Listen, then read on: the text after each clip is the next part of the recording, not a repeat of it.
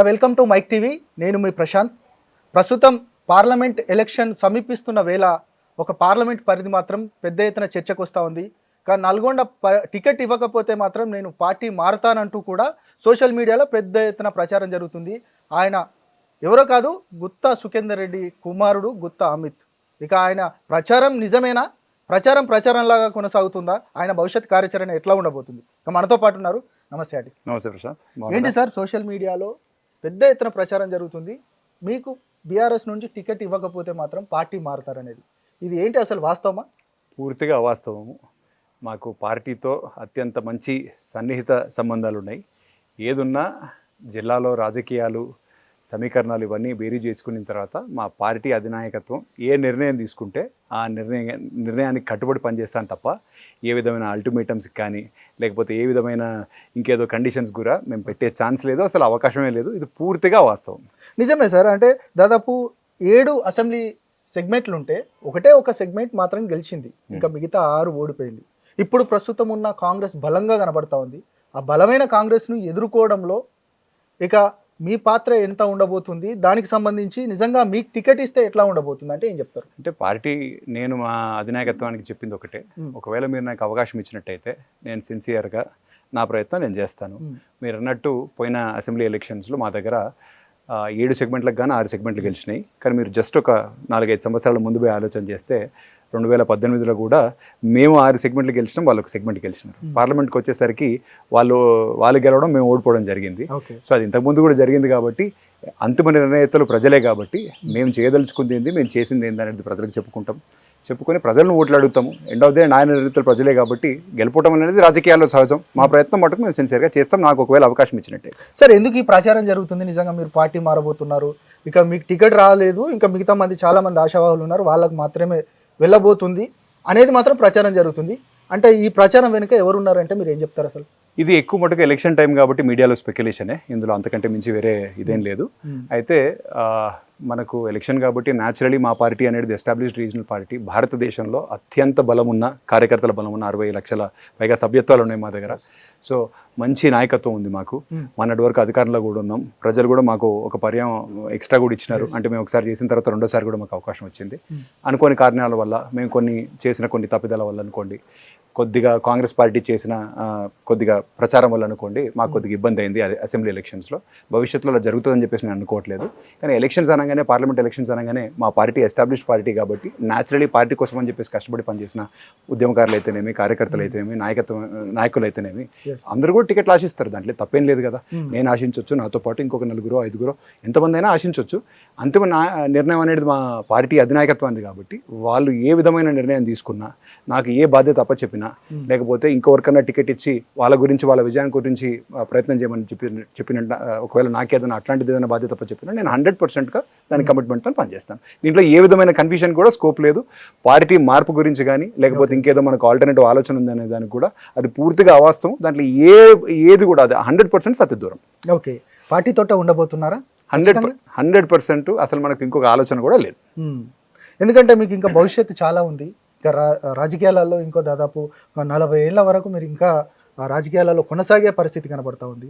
ఇక ఇప్పుడే మీరు పార్టీలు మారడమో లేకపోతే మిగతా సిచ్యువేషన్స్ చేయడం వల్ల మీకు చాలా ఇబ్బందులు ఎదురే పరిస్థితి పోతుంది కదా. దానికి సంబంధించి మీరు ఎట్లా, అంటే ఈ డిఫెండ్ ఎట్లా చేయబోతున్నారు? ప్రజలకు ఏం చెప్పబోతున్నారు? అంటే ప్రజలకు నేను చెప్పేదల్లా ఒకటే, నల్గొండ జిల్లా ప్రజలకు, జిల్లా పట్ల నాకు ప్రేమ ఉంది.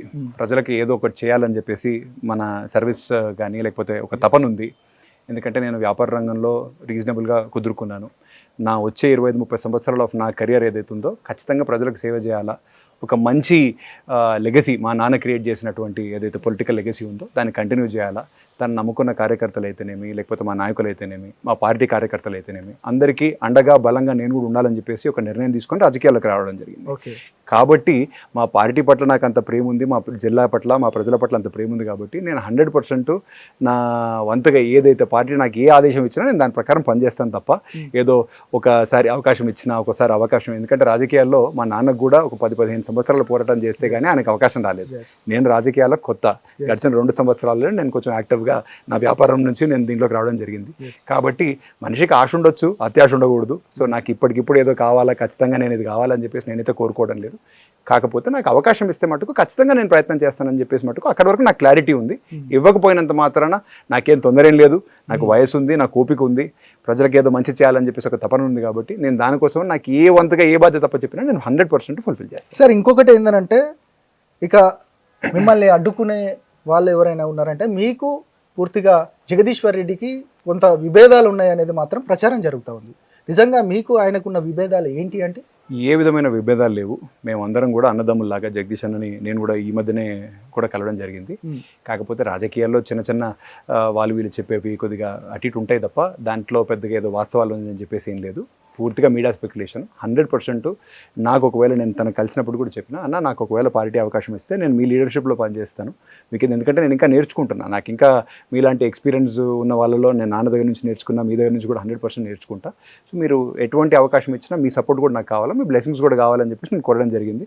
ఆయన ఆ విధమైన సపోర్ట్ కూడా నాకు ఇస్తారని ఆశిస్తున్నది తప్ప ఏ విధమైన విభేదాలకు కానీ ఇంకొక భేదాభిప్రాయాలకు కానీ దీంట్లో తావులేదు. ఓకే, ఇక ఏదైతే మీకు ఒకవేళ టికెట్ ఇచ్చి మీరు ఒకవేళ ఎంపీగా గెలిస్తే ప్రజలకు అంటే నల్గొండ ప్రజలకి ఏం చేయబోతున్నారంటే మీ భవిష్యత్ కార్యాచరణ అంటే వారికి ఏం చెప్పదలుచుకున్నారంటే ఏం చెప్తారు? నేను నల్గొండ ప్రజలకు చెప్పదలుచుకుందల్లా ఏంటంటే ఒకవేళ నన్ను పబ్లిక్ రిప్రజెంటేటివ్లా ఎన్నుకున్నట్టయితే as a member of parliament లాగా నేను ఫస్ట్ థింగ్ ఎల్లవేళ వాళ్ళకి అందుబాటులో ఉండి వాళ్ళ కష్ట సుఖాల్లో పాలు పంచుకోవడం అనేది నా మొదటి బాధ్యత. రెండోది వాళ్ళు నాకు ఇచ్చే బాధ్యత ఏంది, as a member of parliament మన జిల్లాకి మన పార్లమెంటరీ సెగ్మెంట్కి సంబంధించిన రిప్రజెంటేషన్, వాళ్ళ సమస్యలు కానీ వాళ్ళకున్న ఇష్యూస్ కానీ పార్లమెంట్లో లేవనెత్తడం, వాటికి గవర్నమెంట్ ఆఫ్ ఇండియా నుంచి ఒక పరిష్కారం కానీ ఒక సొల్యూషన్ కానీ తీసుకొచ్చి మా ప్రాంత సమస్యలను ఫుల్ఫిల్ చేయడం అనేది నాకు వాళ్ళు అప్పచెప్పే బాధ్యత. సో ఆ బాధ్యత అనేది ఉందో అది గురితెరిగి నాకు ఒకవేళ మీరు ఆ బాధ్యత అప్పచెప్పినట్టయితే నేను నా వంతు ప్రయత్నంగా ఢిల్లీతోనైతేనేమి గవర్నమెంట్ ఆఫ్ ఇండియాతోనైతేనేమి 100% వాళ్ళకి మా ప్రాంతానికి మా పార్టీకి న్యాయం జరిగేటట్టుగా నేను నా ప్రయత్నం నేను సిన్సియర్గా చేస్తాను. రైట్ సార్, ఇంకా మీ జిల్లాకు సంబంధించిన మంత్రి ఇంతకుముందు మాట్లాడుతూ దాదాపు బీఆర్ఎస్ వాళ్ళు 30 మంది మాకు టచ్లో ఉన్నారు, పార్లమెంట్ ఎలక్షన్ అయిపోవడంతో 30 మంది మా పార్టీలో జాయిన్ కాబోతున్నారు అంటూ కూడా ఇప్పుడే జస్ట్ మాట్లాడుతున్నాడు కోమటిరెడ్డి వెంకటరెడ్డి.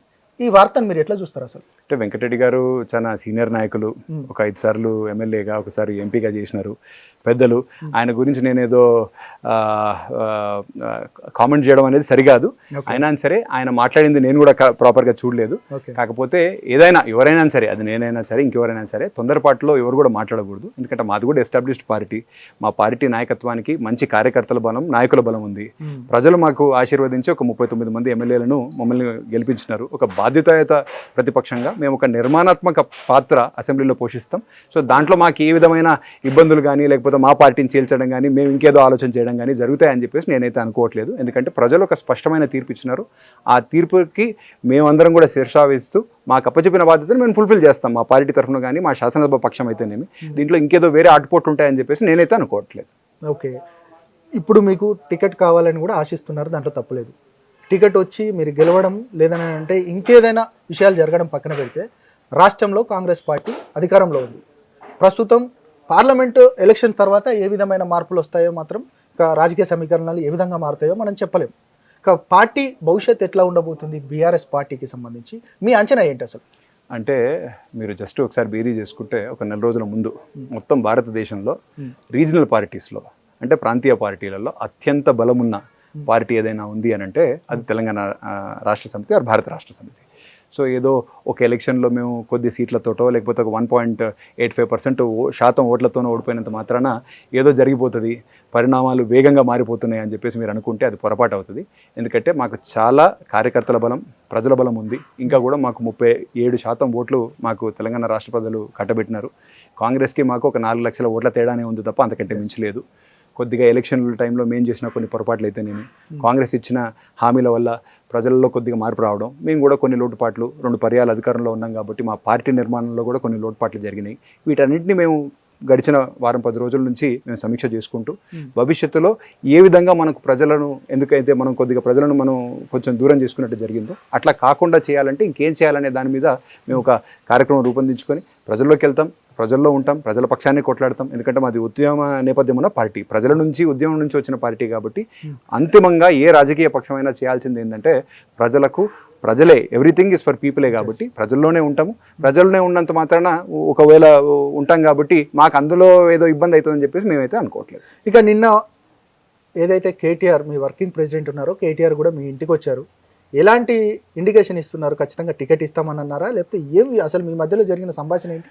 అంటే కేటీఆర్ గారు ఇంటికి రావడం అనేది నా వల్లనో దేని వల్లనో కాదండి. ఈరోజు నాన్నగారు ఒక రాజ్యాంగబద్ధమైన పొజిషన్లో ఉన్నారు కాబట్టి ఆయన పార్టీ ప్రోగ్రామ్స్ అటెండ్ కాలేరు కాబట్టి ఒక రోజు ముందు అంటే మొన్న తను కేటీఆర్ గారిని ఒకసారి కలుద్దామన్నా అని చెప్పేసి అన్నట్టయితే, అన్న రేపు ఎట్లాగో నల్గొండ పార్లమెంట్ రివ్యూ అవుతుంది కాబట్టి ఆ మీటింగ్ అయిపోయిన తర్వాత నేనే మన దగ్గరకు వస్తాను, ఇంటికి పోయేటప్పుడు మొదలు వచ్చి మిమ్మల్ని కలిసేసి వెళ్తానంటే మంచిదని చెప్పేసి చెప్పారు. సో అందుకోసం అని చెప్పేసి ఆయన పర్సనల్ విజిట్ కోసమే వచ్చారు తప్ప దీనికి ఏ విధమైన రాజకీయ నేపథ్యం లేదు. వచ్చినప్పుడు ఇక వాళ్ళ మధ్యలో ఏం డిస్కషన్ జరిగింది అనేది అది వాళ్ళ ప్రైవేట్ సంభాషణే కాబట్టి దాని గురించి నేను కానీ ఇంకేదైనా స్పెక్యులేట్ చేయడం కరెక్ట్. అంటే నేను ఇది ఎందుకు అడిగానంటే నిన్న మొత్తం ఆ సోషల్ మీడియాలోనైనా మిగతా టీవీ ఛానల్లోనైనా పెద్ద ఎత్తున ప్రచారం ఏంటంటే ఇక నా కొడుకు టికెట్ ఇవ్వకపోతే మాత్రం నేను పార్టీ మారబోతున్నాను అనేది ఒక అల్టిమేట్ జారీ చేశారనేది ఒక వార్త. దానికి సంబంధించి అలకాను పూర్తిగా ఆయనకు ఒక ఇండికేషన్ ఇవ్వడానికే కేటీఆర్ వచ్చి మాట్లాడారనేది మాత్రం ఈ పెద్ద ఎత్తున జరిగిన ప్రచారం. దీనికి మీ సమాధానం ఏంటి? ప్రశాంత్, ప్రచారానికి వాస్తవానికి కొంచెం తేడా ఉంటుంది. కాకపోతే నిన్ననే నల్గొండ పార్లమెంట్ రివ్యూ జరిగింది కాబట్టి అట్లాంటి ప్రచారం అట్లాంటి ఊహాగానాలకు స్కోప్ వచ్చింది కాబట్టి జరిగి ఉండొచ్చు. కాకపోతే అసలు వాస్తవం ఏంటనేది నేను ఇంతకంటే ముందే మీకు చెప్పినాను, ఎందుకు కలవాల్సి వచ్చింది అనేది కూడా మీకు చెప్పినాను. దాంట్లో అంతకంటే మించి ఇక వేరే కొత్తగా నేను చెప్పేది కూడా ఏం లేదు. ఏ విధమైన అల్టిమేటం కానీ ఇంకేదో ఆలోచన చేద్దాము, ఒకవేళ ఇస్తే ఎట్లా ఇవ్వకపోతే ఎట్లా అనే దాని గురించి మాకు ఏ విధమైన ఆలోచన లేవు. 100% ఒకవేళ అవకాశం ఇస్తే ఖచ్చితంగా నేను నిలబడతాను. నల్గొండ ప్రజల పక్షాన మా పార్టీ పక్షాన కొట్లాడుతాను. నాకు ఒకవేళ వాళ్ళ బాధ్యత అప్పచెప్పినట్లయితే ఆ రెస్పాన్సిబిలిటీని నేను 100% నా ఫుల్ కమిట్మెంట్ తోటి సిన్సియారిటీతో నేను వాళ్ళకి అండగా నిలబడతాను. ఒకవేళ లేకపోతే మా పార్టీ ఎవరికైతే అభ్యర్థినిగా డిసైడ్ చేస్తారో నేను వాళ్ళ కోసం, నాకు మొన్న అసెంబ్లీ ఎలక్షన్ సందర్భంగా దేవరకొండ నియోజకవర్గానికి సంబంధించిన ఎలక్షన్ ఇన్ఛార్జ్గా పంపించారు. నేను ఒక నెల రోజులు అక్కడనే ఉండి మా అభ్యర్థి విజయానికి కృషి చేశాను. అదేవిధంగా ఒకవేళ నాకు ఇప్పుడు అట్లాంటి బాధ్యత అప్పచెప్పినా, ఇంకేదైనా బాధ్యత అప్పచెప్పినా, పార్టీ బాధ్యతలు ఎక్కడన్నా అప్పచెప్పినా కూడా సరే నేను 100% వాటిని ఫుల్ఫిల్ చేస్తాను. ఓకే, ఇంకొకటి సార్, చివరగా కేటీఆర్ మీకు అత్యంత దగ్గరగా ఉంటాడనేది వాస్తవం. నేను తనకి దగ్గరగా ఉండే ప్రయత్నం చేస్తున్నాను, అది అదర్వైజ్ కాదు. ఎట్లా ఉండబోతుంది అంటే ఎట్లా ఉంటుంది కేటీఆర్ మనస్తత్వం? ఎందుకంటే ప్రతిపక్షాలు విమర్శిస్తున్నాయి, నిజంగా కేటీఆర్కి బాగా అహం ఉంటుంది, దానివల్లే పూర్తిగా పార్టీకి చాలా నష్టమైంది కేటీఆర్కి సంబంధించి అనేది ఒక ప్రతిపక్షాలు చేస్తున్నా, అంటే ఏదైతే ప్రస్తుతం ఉన్న కాంగ్రెస్ పార్టీ చేస్తున్న ప్రధానమైన విమర్శ. దీనికి సంబంధించి ఆయన మీకు దగ్గరగా ఉంటాడు కాబట్టి ఎట్లా ఉంటుంది ఆయన వ్యక్తిత్వం? కేటీఆర్ గారు మీరు ఒకసారి పర్సనల్గా కలిస్తే ఆయన వ్యక్తిత్వం గురించి మీరు ఒక సరైన అంచనాకు రావచ్చు. ఓకే, మీడియాలో కానీ బయట సోషల్ ఆర్ బయట సామాజిక మాధ్యమాల్లో తను మాట్లాడినప్పుడు తన అభిప్రాయాలు కొద్దిగా నిక్కచ్చిగా చెప్పినప్పుడు న్యాచురలీ కొద్దిగా ప్రజల్లో అట్లాంటి భావన ఏమైనా వస్తుండొచ్చు. కానీ ఆయన 100% మిమ్మల్ని కలిసినప్పుడు మీ కుటుంబ సభ్యుడిలాగా, మీ ఒక అన్నలాగానో తమ్ముడిలాగానో కలిసిపోయే వ్యక్తిత్వం ఆయనది. అత్యంత హంబుల్, అంటే అసలు తన ఏ స్థాయిలో ఉన్నా మన స్థాయికి తను తగ్గించుకొని మనతో పాటు కలిసిపోయే క్యారెక్టర్ ఆయనది. సో ఆయన గురించి అట్లాంటి క్యారెక్టర్ ప్రొజెక్షన్ ఏదైతే బయట మీడియాలో ఒకవేళ నిజంగానే మీరు జరుగుతుంది అని అనుకునేటట్టయితే అది పూర్తిగా తప్పు. కాకపోతే ఇప్పుడు ముఖ్యమంత్రి స్థాయిలో రేవంత్ రెడ్డి గారు కానీ లేకపోతే ఇంకెవరైనా కాంగ్రెస్ పార్టీకి సంబంధించిన పెద్ద నాయకులు ఎవరైనా ఏదైనా ఒక వాళ్ళ వ్యూస్ కానీ ఎప్పుడైతే పార్టీని అటాక్ చేస్తారో న్యాచురలీ వాళ్ళ వాదనను వ్యతిరేకించే బాధ్యత, ఎందుకంటే మా పార్టీ కార్యనిర్వాహక అధ్యక్షుడిగా కేటీఆర్ గారు ఆ బాధ్యత తీసుకుంటారు కాబట్టి వాళ్ళకి కౌంటర్ ఇస్తారు కాబట్టి ఆ టోన్లో కొద్దిగా ఏదైనా కనిపించవచ్చు. కానీ అంతకంటే మించి ఏం లేదు. మీరు రేవంత్ రెడ్డి గారి టోన్ కూడా గడిచిన 5 సంవత్సరాలు 10 సంవత్సరాలుగా చూసినట్టయితే ఆయన టోన్ కూడా అగ్రెసివ్గానే ఉంటుంది. బట్ దాని అర్థం ఆయన ఏదో అహంభావంతోనో అహంకారంతోనో మాడుతున్నట్లు కాదు కదా. కాకపోతే కేటీఆర్ గురించి అట్లాంటిది ఏదైనా ఉంటే అది విష ప్రచారమే మటుకే. కానీ ఆయన 100% చాలా మంచి humble personality. Okay, right sir, thank you.